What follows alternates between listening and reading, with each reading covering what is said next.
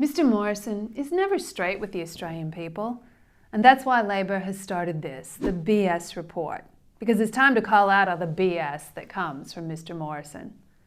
Remember when Mr. Morrison went to Hawaii during the devastating bushfires? He made a BS excuse that there was no problem with him being on holiday overseas while Australia burned, because as he said, I don't hold a hose, mate. I don't hold a hose, mate. Australians know BS when they see it, and that was BS. Of course, none of us can go to Hawaii or any other overseas holidays now, and millions of Australians haven't been able to see their loved ones while the borders are closed. And tens of thousands of Aussies are stranded and separated from their families because Mr. Morrison broke his promise to bring all Australians home by Christmas. But it seems these rules that apply to all of us don't apply to Mr. Morrison. He's been recently caught out having another family holiday while he was attending the G7 meeting in the United Kingdom. He planned some personal sightseeing and used taxpayer money to boot. Worse still, when he was caught out, Mr. Morrison lied about it.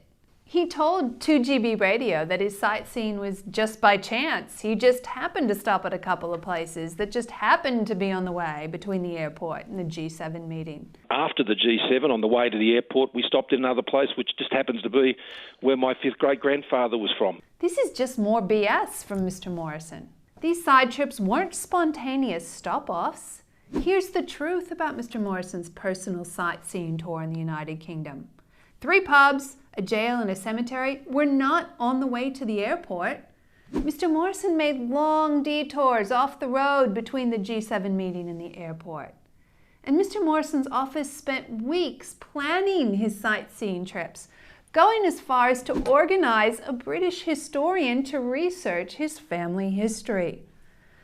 Mr. Morrison took 2 taxpayer-funded VIP planes to the United Kingdom. Even as he was having a personal sightseeing trip at taxpayer expense, he didn't try to bring any stranded Aussies home on one of those planes.